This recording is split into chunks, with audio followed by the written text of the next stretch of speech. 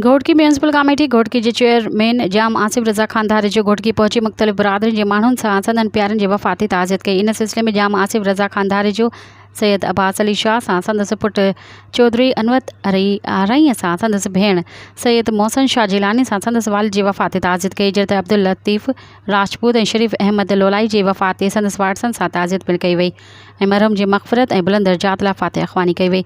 इन मौक़े ते सिकंदर अली लाखो, सैयद रिज़वान नादिर शाह जिलानी, सैयद माजिद अली शाह, चौधरी मीशाम आरई, असदुल्ला लाखो, रईस रफ़ीक अहमद चाचड़, डॉक्टर राव सिकंदर अली राणा, मोहम्मद दिलदार, जाफ़र अली सुल्तानी ऐं कन्या लाल अबियार साण सां गॾु हुआ। मज़ीद ख़बरनि ऐं तफ़सीलात लाइ विज़िट कयो असांजी वेबसाइट www.awamiNewsHD.com ऐं ॾिसंदा रहो अवामी न्यूज़ HD।